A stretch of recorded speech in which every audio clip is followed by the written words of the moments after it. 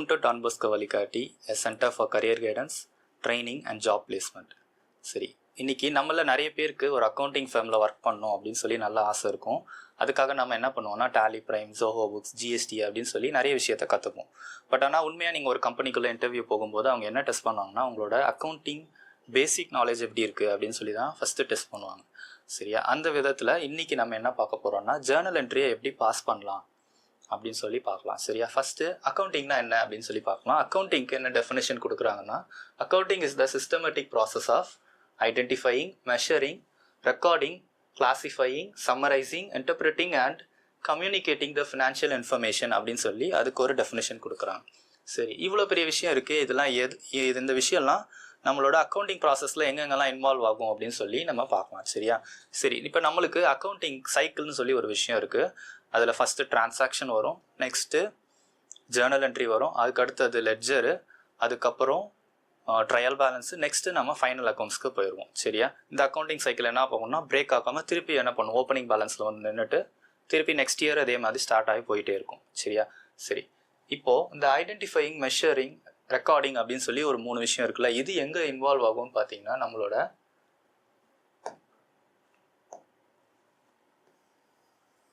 Journal entry ப்ராசஸில் வந்து involve ஆகும்.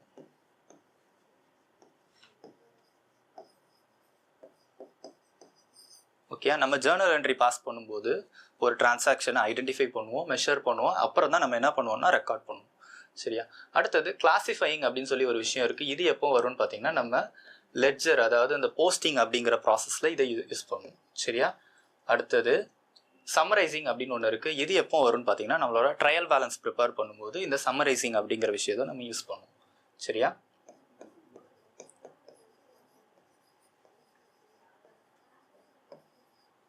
அடுத்தது interpreting and communicating the financial information அப்படிங்கிறது எப்போ வரும்னா நம்ம ஃபைனல் அக்கௌண்ட்ஸ் ப்ரிப்பேர் பண்ணும்போது இந்த இதை யூஸ் பண்ணுவோம். சரியா,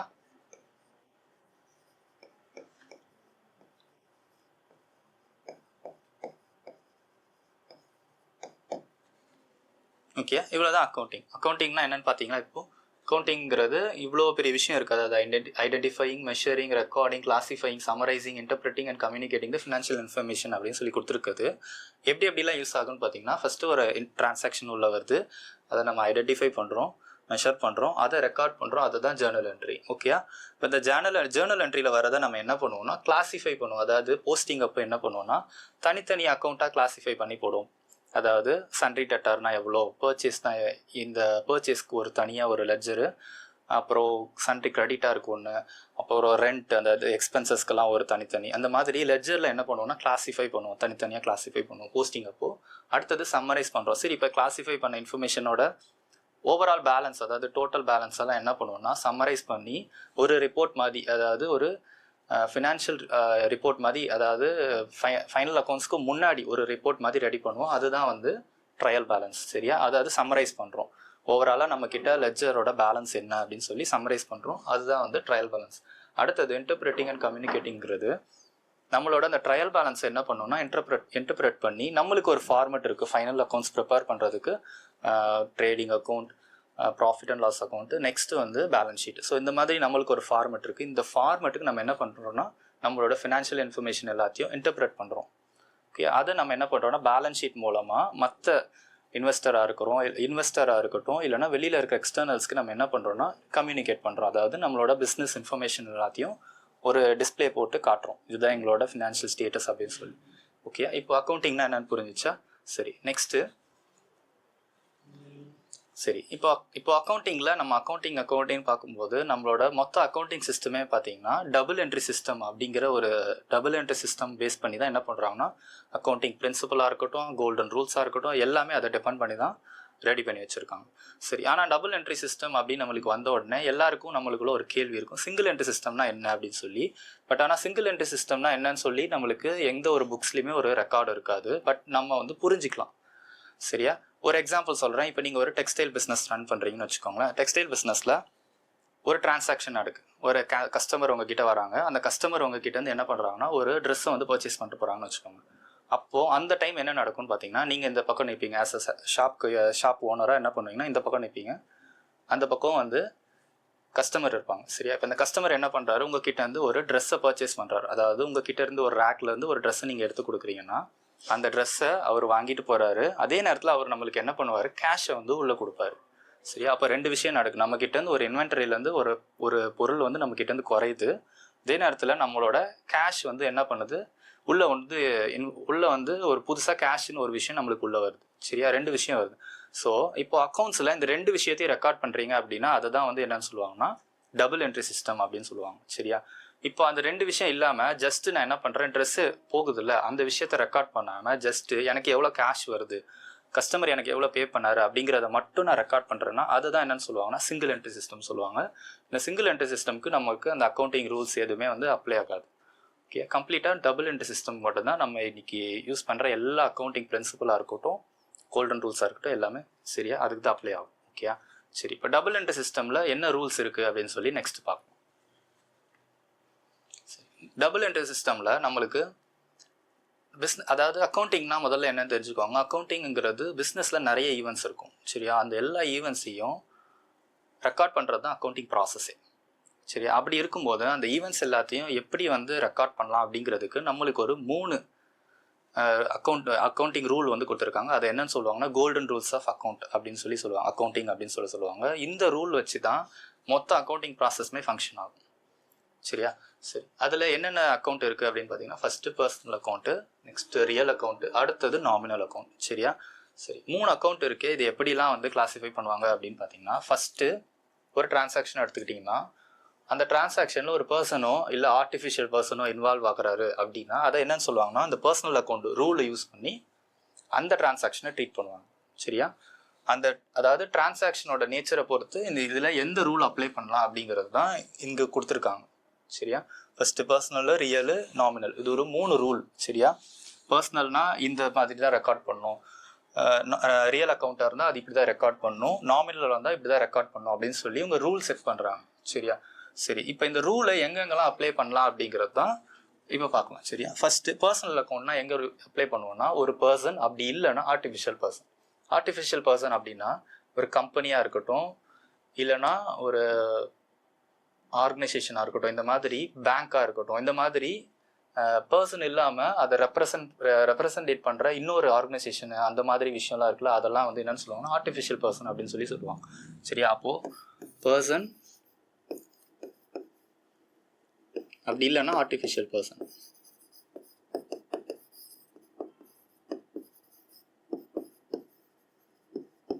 இன்வால்வ் ஆகுறாங்கன்னா நம்ம இந்த ரியல் அக்கௌண்ட் ரூலை வந்து உள்ளே அப்ளை பண்ணுவோம் சரி. பர்சனல் அக்கௌண்ட் ரூலை நம்ம என்ன பண்ணுவோம்னா உள்ளே அப்ளை பண்ணுவோம் சரி. Next real account. இந்த ரியல் அக்கௌண்ட் ரூல் எப்போ அப்ளை ஆகும் அப்படின்னா ஒரு டிரான்சாக்ஷனில் அசட்டோ இல்லைனா ஒரு ஸ்டாக்கோ இல்லை ஒரு லைபிலிட்டியோ இன்வால்வ் ஆகுது அப்படின்னா நம்ம என்ன பண்ணுவோம்னா இந்த ரியல் அக்கௌண்ட் ரூலை நம்ம யூஸ் பண்ணுவோம் சரியா.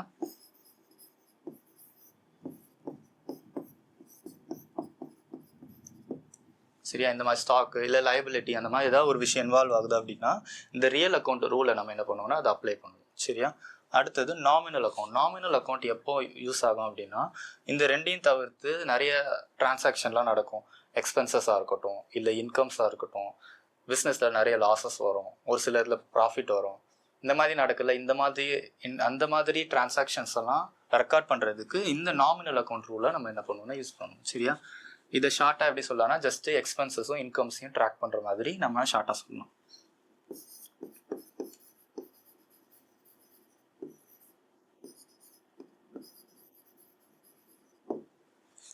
சரியா. சரி, இப்போ இவ்வளோ நேரம் என்ன பார்த்தோம்னா ஒவ்வொரு அக்கௌண்ட்டும் எந்தெந்த இடத்துல அப்ளை பண்ணலாம் அப்படின்னு சொல்லி பார்த்தோம். இப்போது பர்சனல் அக்கௌண்ட்னா என்ன ரூல், முதல்ல ரூலில் என்ன சொல்ல வராங்க அப்படிங்கிறத நம்ம பார்க்கலாம் சரியா. இப்போ இதில் டெபிட்டு கிரெடிட் அப்படின்னு சொல்லி இந்த டிஆர்னா டெபிட்டு, சிஆர்னா கிரெடிட் அப்படின்னு சொல்லி அக்கௌண்ட்ஸில் சொல்லுவோம் சரியா. ஏன் அப்படின்னா நான் டபுள் என்ட்ரி சிஸ்டம்னு சொல்லும்போது 2 விஷயம் ரெக்கார்ட் பண்ணுவோம் சரியா. அப்போ 2 விஷயம் ரெக்கார்ட் பண்ணுறோம்னா ஒரு புக்கை எடுத்து ஓப்பன் பண்ணிங்கன்னா நம்மளுக்கு லெஃப்ட் சைடு ஒன்று இருக்கும், ரைட் சைடு ஒன்று இருக்கும் சரியா.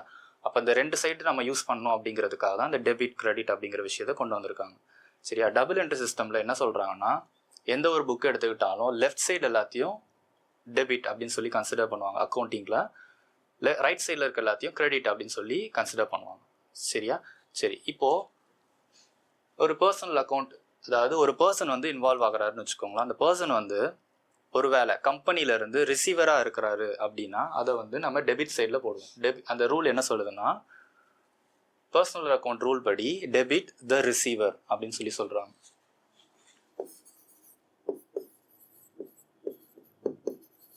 ஓகே, கிரெடிட் த கிவர். அதாவது ஒரு பர்சன் இன்வால்வ் ஆகுறாரு, நீங்கள் கம்பெனி சைட்லேருந்து யோசிக்கும் போது ஏதோ ஒரு விஷயத்த, ஏதோ ஒரு பெனிஃபிட்டை வந்து அவர் நம்மக்கிட்டேருந்து வாங்கிட்டு போகிறாரு அப்படின்னா அவர் ரிசீவர். சரியா? அதுவே அவர் நம்ம கம்பெனிக்கு கொடுக்குறாரு அப்படின்னா அது வந்து கிவர். ஓகே, அப்போ ரிசீவராக இருந்தால் நம்ம அவரை வந்து டெபிட் சைடில் ரெக்கார்ட் பண்ண போகிறோம், கிவராக இருந்தால் நம்ம என்ன பண்ண போகிறோம், அவரை கிரெடிட் சைடில் ரெக்கார்ட் பண்ண போகிறோம். சரியா? Next real account. ரியல் அக்கௌண்ட்டில் என்ன சொல்கிறாங்கன்னா, ஒரு அசெட் இன்வால்வ் ஆகுது. இப்போ இந்த அசெட் வந்து ஒருவேளை, அதாவது இந்த ரூல் என்ன சொல்கிறாங்கன்னா, debit what comes in, credit what goes out. Okay, ஒரு எக்ஸாம்பிளுக்கு ஒரு இன்வென்டரி இருக்குன்னு வச்சுக்கோங்களேன். ஒரு இன்வென்டரி வந்து உள்ளே வருது, கம்பெனிக்குள்ளே வருது அப்படின்னா அதை நம்ம என்ன பண்ணுவோம்னா டெபிட் சைடில் ரெக்கார்ட் பண்ணுவோம். அதுவே அந்த இன்வென்டரி வெளியே போகுது அப்படின்னா அதை நம்ம என்ன பண்ணுவோம்னா கிரெடிட் சைடில் ரெக்கார்ட் பண்ணுவோம். சரியா? அடுத்தது நாமினல் அக்கௌண்ட். நாமினல் அக்கௌண்ட்டில் என்ன பண்ணுறாங்கன்னா, டெபிட்டில் என்னென்னலாம் பண்ணுவாங்கன்னா, ஆல் எக்ஸ்பென்சஸ்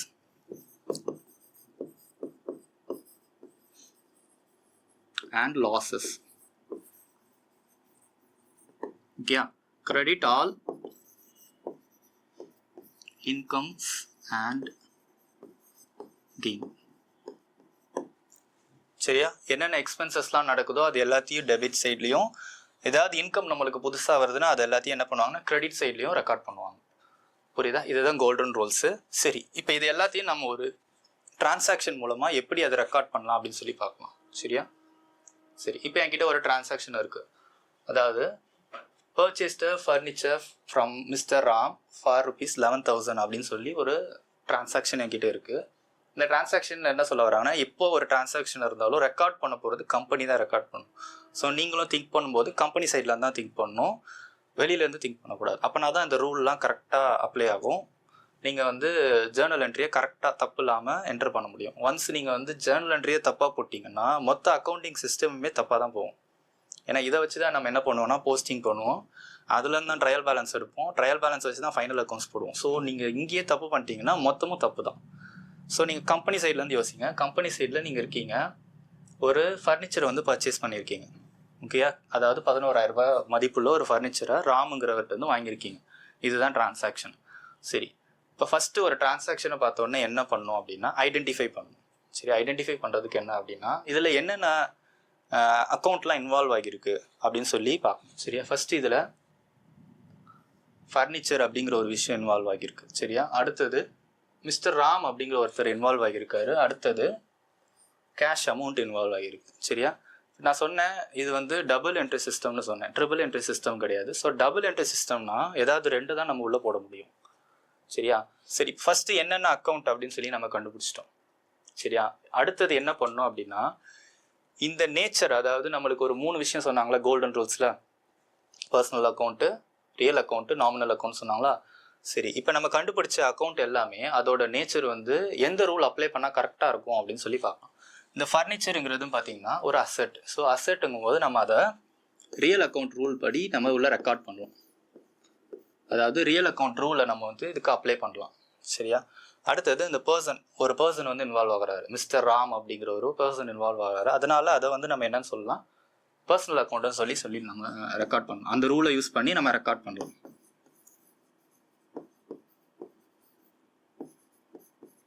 சரியா? அடுத்தது ஒரு அமௌண்ட், அதாவது ஒரு கேஷ் இன்வால்வ் ஆகுது. கேஷும் வந்து பார்த்தீங்கன்னா பிஸ்னஸை பொறுத்த வரைக்கும் ஒரு அசெட். சரியா? ஸோ அப்போ அசெட்டுங்கும் போது அதுவும் என்னன்னா அதுவும் ரியல் அக்கௌண்ட் ரூல் படி தான் நம்ம என்ன பண்ண போகிறோம், ரெக்கார்ட் பண்ண போகிறோம். சரியா? சரி, இப்போ 3 விஷயம் இன்வால்வ் ஆகுது. இப்போ நம்ம என்ன பண்ணோம்னா மெஷர் பண்ணிட்டோம். அதாவது ஃபஸ்ட்டு ஐடென்டிஃபை பண்ணோம், மெஷர் பண்ணிட்டோம், அடுத்தது என்ன பண்ணோம், ரெக்கார்ட் பண்ணோம். ஆனால் அந்த ரெக்கார்ட் பண்ணுறதுக்கு முன்னாடி நீங்கள் வந்து யோசிக்கிறீங்க 3 விஷயம் தான் இருக்குது, 2 தான் நம்ம உள்ள ரெக்கார்ட் பண்ண போகிறோம். அப்போ நம்ம என்ன பண்ணலாம், ப்ராக்டிக்கலாக திங்க் பண்ணணும். இப்போது பர்ச்சேஸ் பண்ணும்போது என்ன நடக்கும்னா, ஃபர்னிச்சர் உள்ளே வருது, அதாவது ஒரு அசெட் உள்ளே வருது, நம்மக்கிட்டேருந்து கேஷ் வெளியே போகுது. சரியா? அப்போது 2 விஷயம் தான் நான் ரெக்கார்ட் பண்ணணும்னு சொன்னேன். இப்போ இந்த பர்சன் வந்து உள்ள இன்வால்வ் ஆகுறாரு, பட் ஆனால் அவர் வந்து இதுக்கும் அந்த டிரான்சாக்ஷனுக்கு இதுக்கும் பெரிய சம்மந்தம் எதுவும் கிடையாது. அவர் கொடுக்குறாரு, அது ரெண்டாவது விஷயம். பட் ஆனால் உண்மையாக அந்த டைமில் என்ன நடக்குது அதில் பார்த்தீங்கன்னா மேஜராக ரெண்டு விஷயம் தான். ஒன்று, கம்பெனிக்குள்ளே ஒரு அசெட் வருது, அதே நேரத்தில் நம்மக்கிட்டேருந்து ஒரு அசெட், அதாவது கேஷுங்கிறது நம்மக்கிட்டேருந்து வெளியே போகுது. ஸோ இதுதான் மேஜரான ஈவெண்ட். ஸோ இந்த 2 ஈவெண்ட்டை தான் நம்ம என்ன பண்ண போகிறோம்னா ரெக்கார்ட் பண்ண போகிறோம்.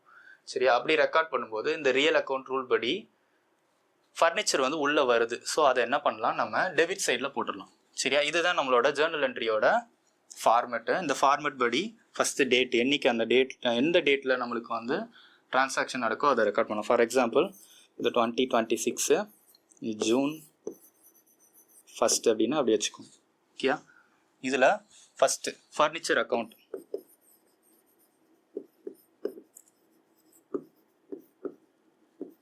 டெபிட் டு கேஷ் நம்மக்கிட்ட வந்து வெளியில் போகுது. ஸோ அது வந்து கிரெடிட் சைடில் வரணும். ஸோ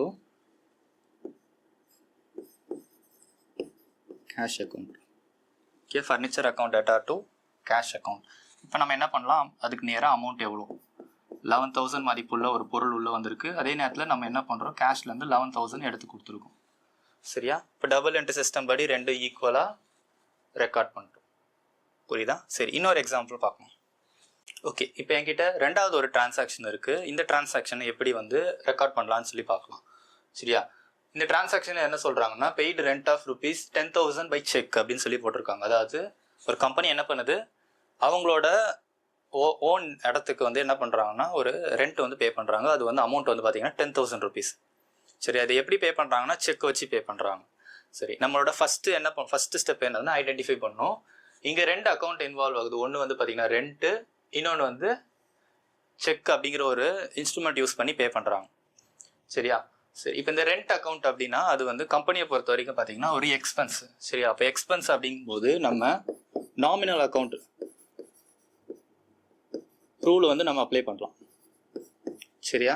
அடுத்தது இங்கே செக்கு. சரியா? அப்போ இந்த செக்குன்னு வரும்போது பார்த்தீங்கன்னா கொஞ்சம் நான் சொன்ன மாதிரி ப்ராக்டிக்கலாக திங்க் பண்ணணும். சரியா?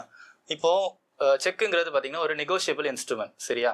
இந்த பேங்க் எப்படி, அதாவது இங்கே வந்து எப்படி யார் வந்து பேமெண்ட் பண்ணுறா அப்படின்னு பார்த்தீங்கன்னா பேங்கர் தான் நம்மளுக்கு வந்து பேமெண்ட் பண்ணுறாங்க. சரியா? இப்போ நான் கம்பெனியாக இருக்கேன், நான் என்ன பண்ணுறேன், ஒருத்தருக்கு செக் எழுதி கொடுக்குறேன். சரியா? இங்கே ரெண்ட்டுங்கும் போது ஒரு லேண்ட்லார்டுக்கு தான் நான் என்ன பண்ண போகிறேன்னா பேமெண்ட் பண்ண போகிறேன். சரி, அப்படி பண்ணும்போது என்னோட செக்கை வந்து யார் வந்து அவங்களுக்கு கேஷாக கொடுப்பா அப்படின்னா பேங்கர் தான் கொடுப்பாங்க. சரியா? நான் என்ன பண்ண போகிறேன், ஒரு செக் எழுதி ₹10,000 எடுத்து லேண்ட்லார்டுக்கு கொடுத்துருவேன். அந்த லேண்ட்லார்டு அதை எடுத்துகிட்டு போயிட்டு பேங்க்கில் கொடுத்து பேங்க்லேருந்து அவர் கேஷாக வாங்கிப்பார். ஸோ அந்த ப்ராசஸில் கடைசியாக அவர்கிட்ட கேஷ் கொடுக்குறது யாருன்னு பார்த்தீங்கன்னா பேங்கர் தான் கொடுக்குறாரு. ஸோ இதை நம்ம பேங்காக ட்ரீட் பண்ணிக்கணும். சரியா? அப்படி ட்ரீட் பண்ணும்போது நான் ஃபஸ்ட்டு சொன்ன மாதிரி பேங்க் வந்து ஒரு ஆர்டிஃபிஷியல் பர்சன், அதாவது ஒரு ஆர்கனைசேஷன். அப்படிங்கும்போது அவருக்கு நம்ம வந்து பர்சனல் அக்கௌண்ட் ரூல் யூஸ் பண்ணலாம். சரியா? அப்போ இந்த இடத்துல இதை பேங்காக கன்சிடர் பண்ணணும் ஃபஸ்ட்டு. அடுத்தது இதை வந்து பர்சனல் அக்கௌண்ட் ரூல் அப்ளை பண்ணி ரெக்கார்ட் பண்ண போகிறோம்.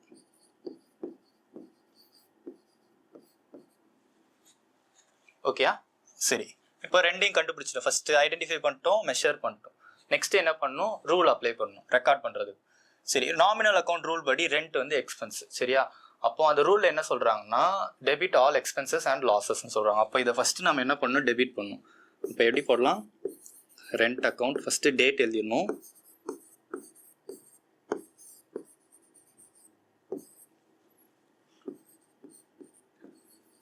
டேட்டா டு பேங்க் மூலமாக, அதாவது பேங்கர் தான் கடைசியாக கொடுக்குறதுனால அதை பேங்க் அக்கௌண்ட் அப்படின்னு சொல்லி நம்ம கன்சிடர் பண்ணுவோம். Bank account. ஓகேயா? அமௌண்ட் வந்து 10,000. ஓகேயா? சரி, ஓகே. இந்த வீடியோ மூலமாக உங்களுக்கு ஒரு ஜேர்னல் என்ட்ரி எப்படி வந்து குயிக்காக பாஸ் பண்ணலாம் அப்படின்னு சொல்லி உங்களுக்கு புரிஞ்சிருக்கும்னு நினைக்கிறேன். இந்த வீடியோ கீழே வந்து எக்ஸசைஸ் பண்ணுறதுக்கு ஒரு ஃபைல் வந்து கொடுக்குறேன். அந்த ஃபைல் மூலமாக நீங்கள் வந்து எக்ஸசைஸ் பண்ணி உங்களுக்கு ப்ராக்டிஸ் பண்ணிக்கலாம். சரியா? தேங்க்ஸ் ஃபார் வாட்சிங்.